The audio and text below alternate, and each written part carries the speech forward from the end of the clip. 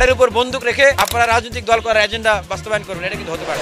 অনেকেই বলতেছেন আওয়ামী লীগ আর বাংলাদেশে ফিরবে না। আরে ভাই, আওয়ামী লীগকে কি নিষিদ্ধ করছেন? আওয়ামী লীগের রাজনৈতিক কর্মকাণ্ড নিষিদ্ধ করছেন? আগামী নির্বাচনে আওয়ামী লীগের অংশগ্রহণ করাটা কি নিষিদ্ধ করা হয়েছে? হয় নাই। আগামী ইলেকশনেই তো আওয়ামী লীগ। যারা নতুন ছাত্র সংগঠন করেছেন তারাই তো আসলে বাংলাদেশের সকল ছাত্রদের প্রতিনিধিত্ব করেন না। আর অনেক ছাত্র সংগঠন, ছাত্র অধিকার পরিষদ আছে, ছাত্র দল আছে, ছাত্র শিবির আছে, ছাত্র ফেডারেশন, ছাত্র ইউনিয়ন, এরকম অসংখ্য ছাত্র সংগঠন আছে যারা বাংলাদেশের শিক্ষার্থীদেরকে নিয়ে কাজ করে। সুতরাং একটা গ্রুপ, একটা অংশ যারা আন্দোলনে ছিলেন, তাদের অনেকেই সামনের সারিতে ছিলেন, তারা একটা রাজনৈতিক ছাত্র সংগঠন প্রকাশ করতে গেছেন। সেইখানে তাদের মানে অব্যবস্থাপনা বা তারা কোনো মানদণ্ড তৈরি করতে পারে নাই, আদর্শ মানদণ্ড, যেটার কারণে তাদের ভিতরে অভ্যন্তরীণ কোন্দল হয়েছে প্রাইভেট সহ অন্য যারা ছিলেন তাদের সাথে। আমি মনে করি না সামগ্রিকভাবে এইটা আসলে আমাদের প্রাইভেট বা পাবলিক বিশ্ববিদ্যালয়ে যে ছাত্র বা শিক্ষার্থীরা আছেন, ভাই বোনরা আছেন, তাদের ভিতরে এইটার কোনো একটা ইম্প্যাক্ট পড়বে যে তারা আবার পাবলিক প্রাইভেট মারামারি কাটাকাটি বা একটা সহিংসতা বা একটা স্নায়ুযুদ্ধের দিকে যাবে। এইটার ইম্প্যাক্ট সেখানে কোনোভাবেই করার কথা না। এইটা ওনারা জাস্ট একটা ছাত্র সংগঠন করতেছেন, ওনারা ছাত্রদের প্রতিনিধিত্ব করবেন, কিন্তু সমগ্র বাংলাদেশের ছাত্রদের ভিতরে এটার একটা ইম্প্যাক্ট পড়বে এটা মনে করি না। তবে হ্যাঁ, ইম্প্যাক্ট যেটা পড়বে সেটা সকল ছাত্রদের কাছে, এটা হলো যে নতুন যে একটা প্রত্যাশা সবার কাছে, সেই নতুন প্রত্যাশার আশায় ঘুরে বালি পড়বে। তারা আহত হবেন, কষ্ট পাবেন যে হ্যাঁ, যে এই অভ্যুত্থানের যে স্পিরিট, সেই স্পিরিটকে ধারণ করে বলে যারা মনে করছেন, তারা কেন এই ধরনের কার্যক্রম করছেন? তারাও কি তাহলে ক্ষমতার জন্য উন্মাদ হয়ে গেলেন? তারাও কি ছাত্রলীগের মতো ক্ষমতার জন্য পাগল হয়ে গেলেন? তাহলে বিশ্বাস করবো কাকে? দেখেন, 5 আগস্টের আগ পর্যন্ত সবারই কমন ইন্টারেস্ট ছিল শেখ হাসিনার পতন। যারা সাধারণ মানুষ ছিলেন আহত হয়েছেন, অনেকে শহীদ হয়েছেন, যারা রাজনীতি করেন না, সরাসরি রাজনৈতিক দলের সাথে যুক্ত না, তাদের অনেকেই কিন্তু নিজ নিজ জায়গায় ফিরে গেছেন। কিন্তু যারা রাজনীতি করে আসছিলেন বা যারা রাজনীতি করবেন, তাদের কাজটা কি? রাজনীতি কেন করে ভাই আমাকে বলেন তো? রাজনৈতিক দল কেন বানায়? কেন? ক্ষমতায় যাওয়ার জন্য।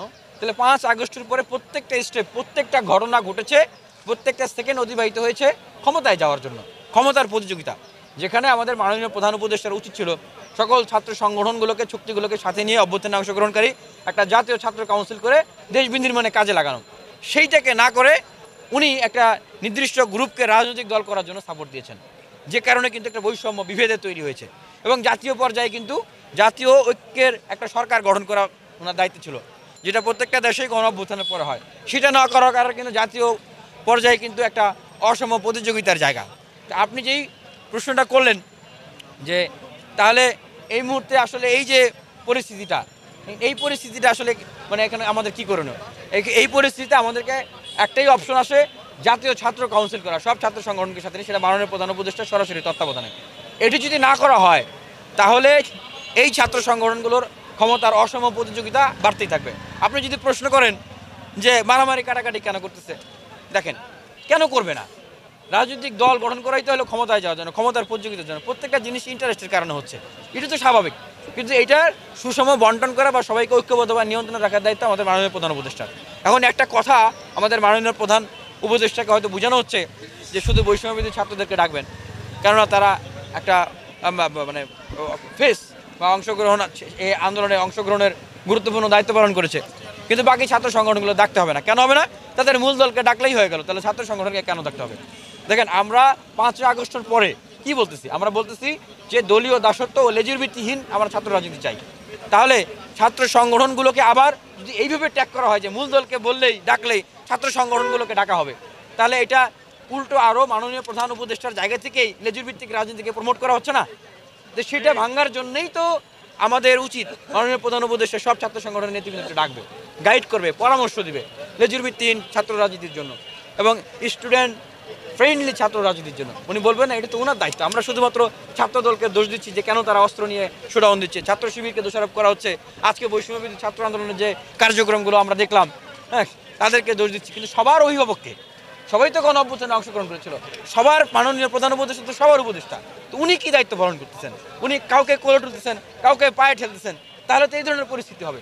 আসল জায়গাটায় হাত দিতে হবে। আমরা বলি না যে ছাত্র অধিকার পরিষদ 18 সালে কোনো সংস্কারের নেতৃত্ব দিয়েছে, এই যে লিডার দেখতেছেন, হ্যাঁ, বা এই যে প্রেক্ষাপট বলতেছেন, এটাকে টেনে ধরে রেখেছে ছাত্র অধিকার পরিষদ।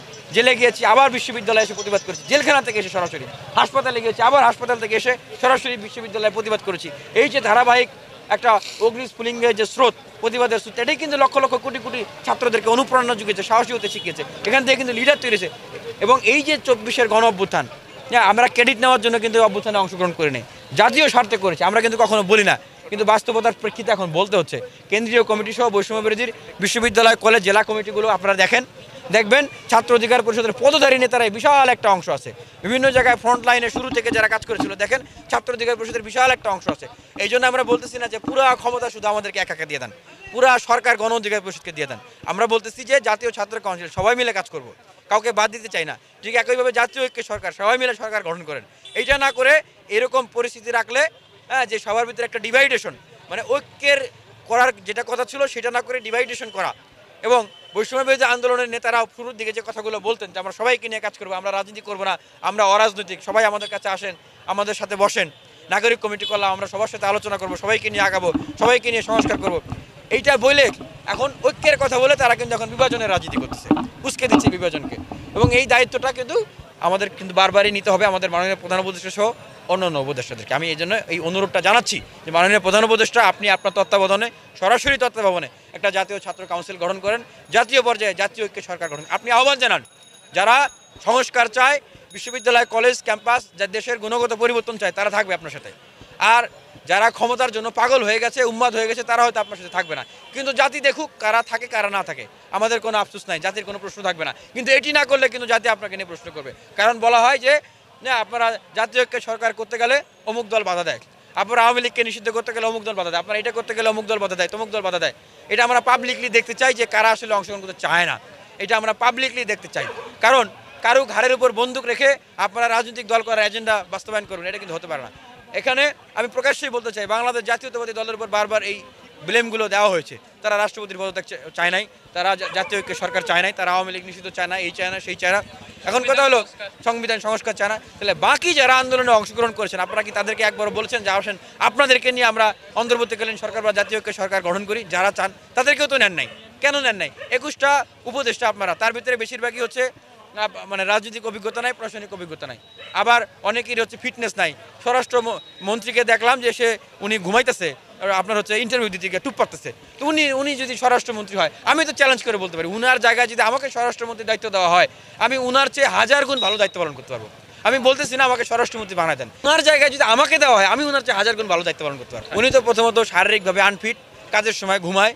আর দ্বিতীয়ত হচ্ছে এই যে অভ্যুত্থান, গণ অভ্যুত্থানে যারা ফিল্ডে থেকে কাজ করেছে, যারা অভ্যুত্থানের হার মস্তি মজ্জাকে ধারণ করে, তাদের অ্যাকশন রিয়াকশন যেরকম হবে, ওনাদের অ্যাকশন তো এক হবে না। আমি সেক্ষেত্রে দেখেন যে আসিফ মাহমুদ, হ্যাঁ, আমি ওনারও অনেক কিছু সমালোচনা করি, কিন্তু প্রশংসা তো করবো অবশ্যই। হ্যাঁ, ওনার কার্যক্রম দেখেন, মানুষের কাছে একটা বিপ্লবী মানে ভাবমূর্তি বা একটা অ্যাটিটিউড, আপসীন, হ্যাঁ, মানে বিষয়গুলো কিন্তু ফুটে ওঠে। তাহলে অন্যদের ভিতরে সেটা কেন ফুটে ওঠে না? কারণ অন্যদের ভিতরে তো সরাসরি সেই অস্থি মজ্জার ভিতরে সেই জিনিসগুলো নাই। আছে কাদের ভিতরে? এই রাজপথে যারা লড়াই সংগ্রাম করেছে তাদের ভিতরে। এখন প্রশ্ন হচ্ছে 44টা উপদেষ্টা খালি রেখেছেন, দেশে কি আর কোনো বিপ্লবে অংশগ্রহণকারী যোগ্য তরুণ বিপ্লবীরা নাই? দেশপ্রেমিক আর কি মানে নাই? তরুণীরা কি নাই? তাদেরকে কেন ওই জায়গাগুলোতে বসাচ্ছেন না? ওই যে আবারও প্রশ্ন একটাই, যে এই প্রশ্নগুলো মানুষ আপনাদেরকে করবে, এতদিন হয়তো করে নাই, এখন করবে। আবার নতুন রাজনৈতিক দলের বিষয়ে আমাদের ছাত্রবন্ধু, সময়ের সহযোদ্ধা আমাদের নাহিদ ইসলাম, উনি পদত্যাগ করেছেন। আমি ওনাকে শুভকামনা জানাই, শুভেচ্ছা জানাই। উনি রাজনৈতিক দলের নেতা হবেন। এখন কথা হলো, ভাই আপনারা তো দেশের দায়িত্ব নিয়েছিলেন, সরকার হয়েছিলেন, আমরা সবাই বলছি যে আমরা জীবন দিব, রক্ত দিব আপনাদেরকে সবল করার জন্য। আপনাদের মৌলিক কাজগুলো কী ছিল?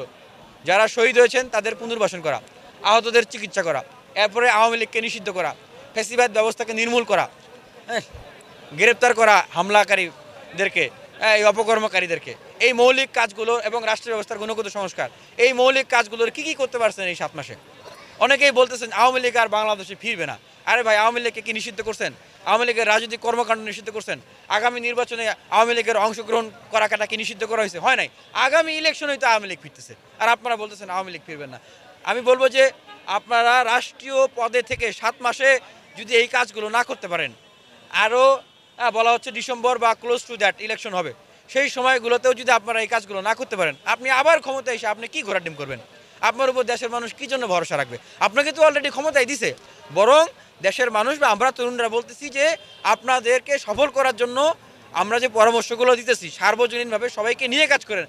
We want to strengthen you, we want to empower you, আমরা আপনাদেরকে শক্তিশালী করতে চাই। যারা পরিবর্তন চায়, রাষ্ট্রের গুণগত পরিবর্তন চায়, তারপরে ইলেকশনের কথা বলতেছে। আপনারা তাদেরকে সাথে নেন না সরকারে, আপনারা তাদেরকে সাথে নিয়ে কাজ করেন, আপনারা তো এটা করতেছেন না। তো এই প্রশ্নগুলোর উত্তর তো দিতে হবে ভাই।